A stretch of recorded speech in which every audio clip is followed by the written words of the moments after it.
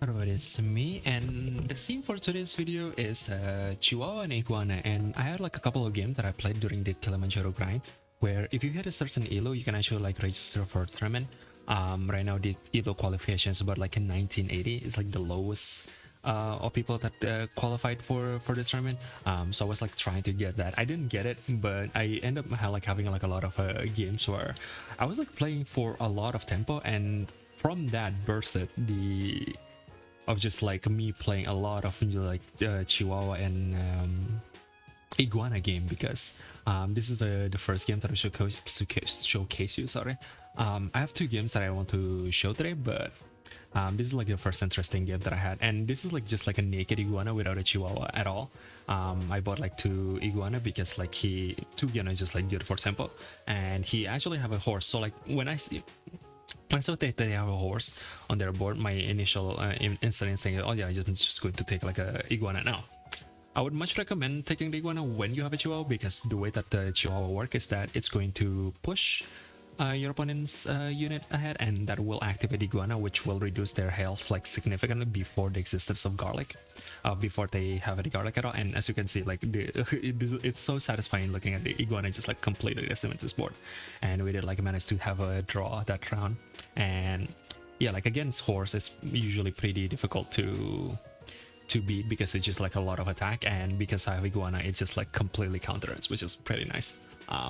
Like this is the pack's way to like controlling horse. And usually when you're like with the other pack, you're usually like you're usually trying to use a, what's the word, garlic to try and counter it. But because we don't have access to garlic on this pack, we have like the another type of counter, and it's the Iguana.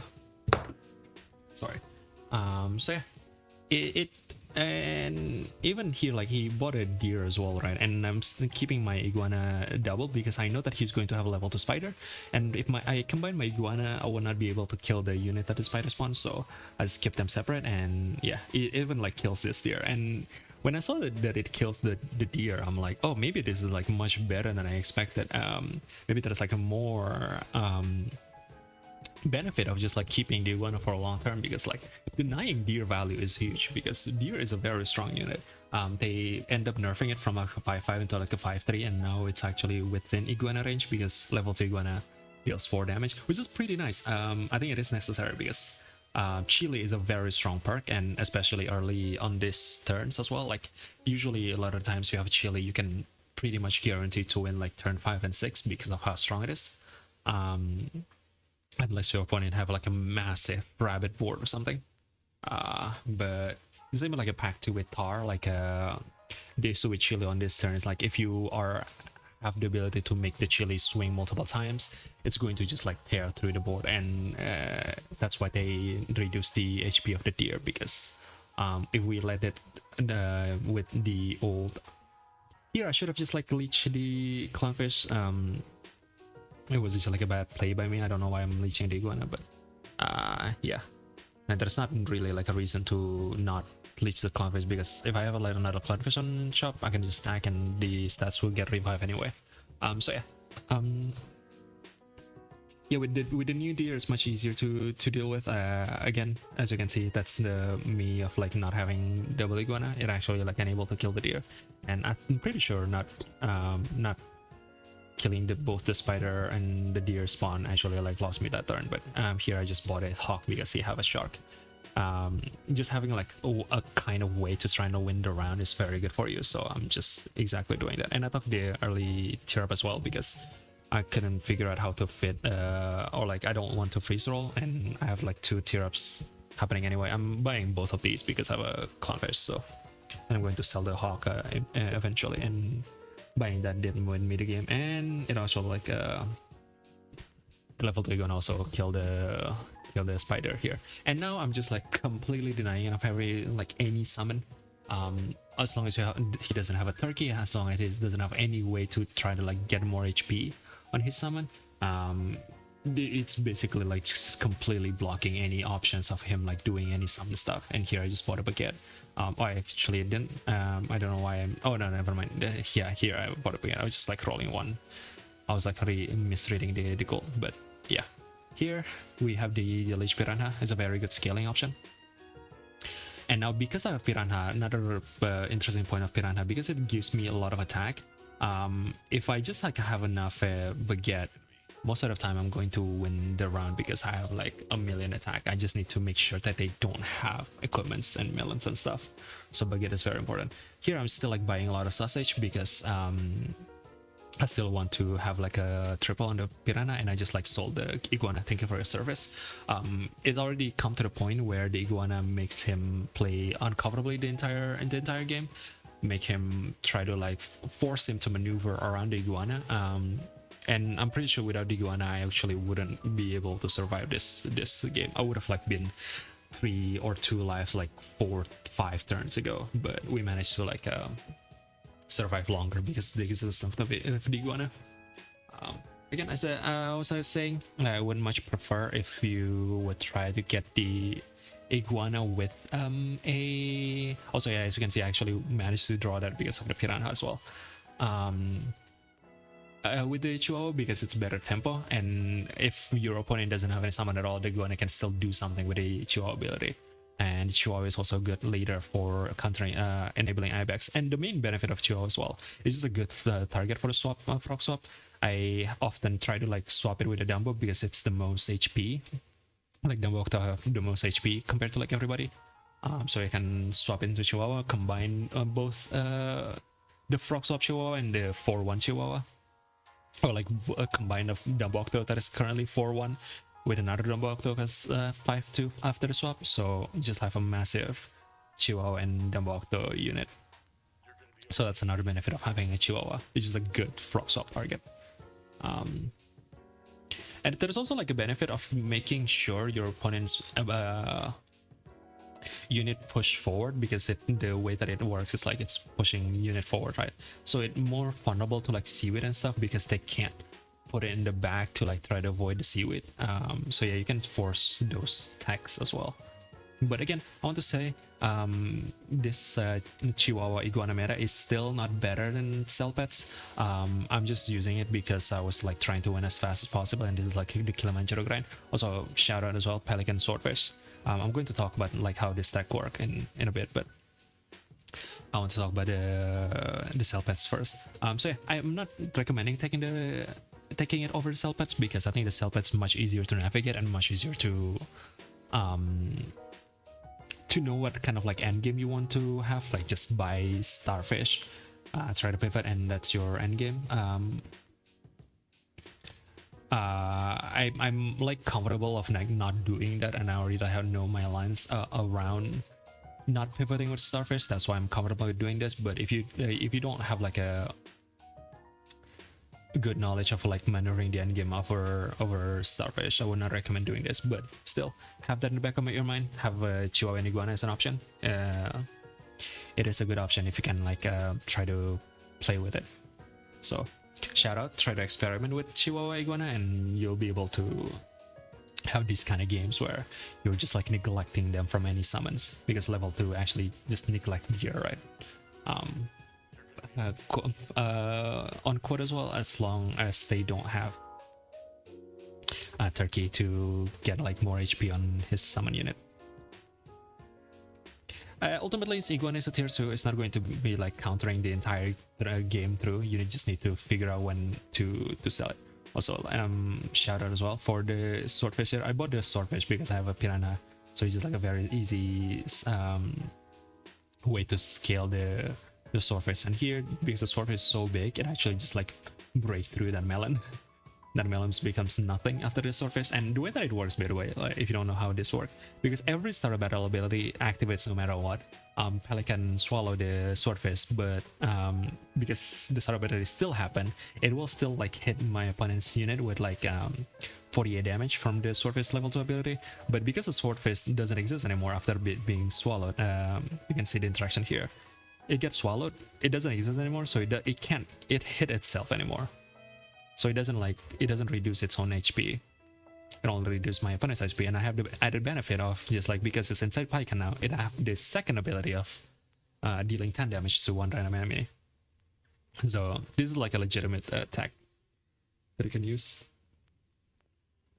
And now I have a popcorn in the back just to guarantee that I can like when like my backline with like a summon or stuff. I think the better positioning would be front all of this, put a two baguette on both of this and just have a massive attack with my piranha, put Pelican back and just like rely on the summon of the salmon to be the draw decider.